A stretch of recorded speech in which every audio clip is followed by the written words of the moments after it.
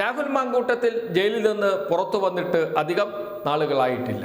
തിരിച്ച് ജയിലിലേക്ക് തന്നെയാണോ പോകുന്നത് ആണ് എന്ന സൂചനകളാണ് പുറത്തു വരുന്നത്. ജാമ്യം ലഭിക്കുമ്പോൾ രാഹുൽ മാങ്കൂട്ടത്തിനോട് കോടതി പറഞ്ഞ പ്രധാനപ്പെട്ട കാര്യങ്ങളിൽ ഒന്ന് സാക്ഷികളെ സ്വാധീനിക്കരുത് എന്നാണ്. അതോടൊപ്പം തന്നെ പരാതിക്കാരിയെ സ്വാധീനിക്കാനും ശ്രമിക്കരുത്, അതിൽ യാതൊരു തർക്കവുമില്ല. ഇങ്ങനെയുള്ള ജാമ്യവ്യവസ്ഥകൾ അംഗീകരിച്ചാണ് രാഹുൽ മാങ്കൂട്ടത്തിൽ പുറത്തിറങ്ങുന്നത്. എപ്പോൾ വിളിച്ചാലും അന്വേഷണ ഉദ്യോഗസ്ഥർക്ക് മുന്നിൽ ഹാജരാകണം. ഇങ്ങനെയുള്ള നിബന്ധനകൾ അനുസരിച്ചാണ് അദ്ദേഹത്തിന് ജാമ്യം ലഭിച്ചിരിക്കുന്നത്.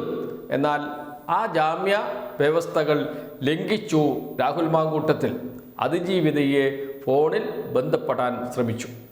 ഇക്കാര്യം പുറത്തു വന്നു. അന്വേഷണ സംഘത്തിന് ക്രൈംബ്രാഞ്ചിന് വിവരം കിട്ടി. ക്രൈംബ്രാഞ്ച് ഇക്കാര്യം കോടതിയെ അറിയിച്ചു. അറിയിക്കുക മാത്രമല്ല, ജാമ്യവ്യവസ്ഥ ലംഘിച്ചിരിക്കുന്നു രാഹുൽ മാങ്കൂട്ടത്തിൽ, അതുകൊണ്ട് ജാമ്യം റദ്ദാക്കണം എന്നാണ് കോടതിയോട് ക്രൈംബ്രാഞ്ച് ആവശ്യപ്പെട്ടിരിക്കുന്നത്. കോടതിയാണ് തീരുമാനമെടുക്കേണ്ടത്. കോടതി ഇപ്പോൾ രാഹുൽ മാങ്കൂട്ടത്തിന് നോട്ടീസ് അയച്ചിരിക്കുകയാണ്.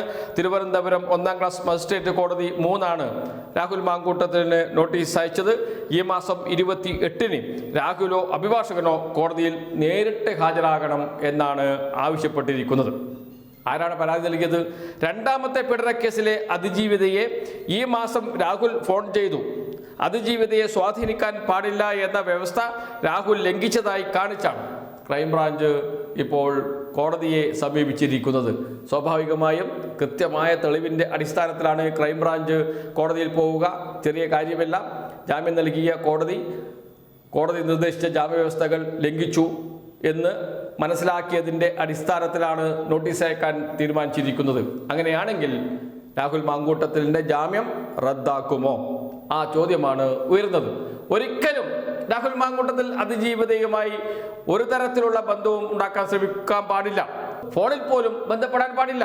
അങ്ങനെ ബന്ധപ്പെട്ടാൽ അത് അതിജീവിതയെ സ്വാധീനിക്കലാകും. അതിജീവിതയെ സ്വാധീനിച്ച് കേസ് ഒതുക്കി തീർത്ത് അടുത്ത നിയമസഭാ തെരഞ്ഞെടുപ്പിൽ വീണ്ടും മത്സരിക്കാൻ കഴിയുമോ എന്നാണ് രാഹുൽ മാങ്കൂട്ടത്തിൽ നോക്കുന്നത്. രാഹുൽ മാങ്കൂട്ടത്തിന് സീറ്റ് നൽകുന്നതിൽ കോൺഗ്രസിലെ ഒരു വിഭാഗത്തിന് എതിർപ്പില്ല.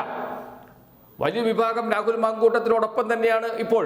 രാഹുൽ മാങ്കൂട്ടത്തിൻ്റെ ഏറ്റവും അടുത്ത സുഹൃത്ത് ഷാഫി പറമ്പിൽ കോൺഗ്രസിൽ തന്നെയുണ്ട്. എല്ലാ സംരക്ഷണവും നൽകുന്നുണ്ട് ഷാഫി പറമ്പിൽ രാഹുൽ മാങ്കൂട്ടത്തിൽ ഏറെക്കാലം ഒളിവിലായിരുന്നു. അങ്ങനെ ഒളിവിൽ കഴിയാൻ അദ്ദേഹത്തെ എന്ന് വെച്ചാൽ രാഹുൽ മാങ്കൂട്ടത്തിനെ സഹായിച്ചത് കോൺഗ്രസ് നേതാക്കളാണ്. കർണാടക കോൺഗ്രസിലെ മുതിർന്ന നേതാക്കളുടെ സംരക്ഷണയിലാണ് കഴിഞ്ഞത് എന്ന വിവരം പുറത്തു വരുന്നുണ്ട്. വൻ ആഡംബര റിസോർട്ടിലാണ് താമസിച്ചത് എന്ന വിവരം പുറത്തു വന്നിട്ടുണ്ട്. റിയൽ എസ്റ്റേറ്റ് ലോബിയാണ് രാഹുൽ മാങ്കൂട്ടത്തിന് സംരക്ഷണം നൽകിയത് എന്ന വാർത്തകളും പുറത്തു വന്നിട്ടുണ്ട്. എന്താണ് രാഹുൽ മാങ്കൂട്ടത്തിൽ എന്ന യൂത്ത് കോൺഗ്രസിന്റെ നേതാവിന് റിയൽ എസ്റ്റേറ്റ് ലോബിയുമായുള്ള ബന്ധം? വൻകിട റിസോർട്ടിൽ താമസിക്കാൻ ആവശ്യമായ പണം അത് എവിടെ നിന്നാണ് ലഭിച്ചത്? എങ്ങനെയാണ് ഉണ്ടാക്കിയിരിക്കുന്നത് എന്ന ചോദ്യമൊക്കെ അന്ന് തന്നെ ഉയർന്നതാണ്. ആ ചോദ്യങ്ങളൊക്കെ ഇനി വരും ദിവസങ്ങളിൽ വീണ്ടും ഉയരും എന്ന കാര്യത്തിൽ സംശയമില്ല. പക്ഷേ അതിനിർണായകമാണ് രാഹുൽ മാങ്കൂട്ടത്തിന് ഈ മാസം 28 കോടതിയിൽ നേരിട്ട് ഹാജരാകണം. അതല്ലെങ്കിൽ അഭിഭാഷകനെ അയക്കണം.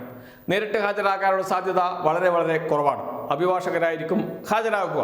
കേസിൻ്റെ സ്ഥിതി എങ്ങനെയാണ് മുന്നോട്ട് പോകുന്നത് എന്ന് നോക്കിയിട്ടായിരിക്കും സ്വാഭാവികമായും രാഹുൽ മാങ്കൂട്ടത്തിൽ ഒരു തീരുമാനമെടുക്കുക. ജാമ്യം കോടതി റദ്ദാക്കുകയാണെങ്കിൽ അത്തരമൊരു നീക്കത്തിലേക്കാണ് പോകുന്നത് എങ്കിൽ രാഹുൽ മാങ്കൂട്ടത്തിൽ സ്വാഭാവികമായും നേരത്തെ ഒളിവിൽ കഴിഞ്ഞതുപോലെ ഒളിവിലേക്ക് പോകും. അപ്പോൾ കോൺഗ്രസ് നേതാക്കൾ സംരക്ഷിക്കാനുണ്ടാകുമോ എന്ന ചോദ്യമൊക്കെ ഉയരുന്നുണ്ട്. എന്തായാലും വരും ദിവസങ്ങൾ എന്നത് രാഹുൽ മാങ്കൂട്ടത്തിനെ സംബന്ധിച്ച് നിർണായകമാണ്.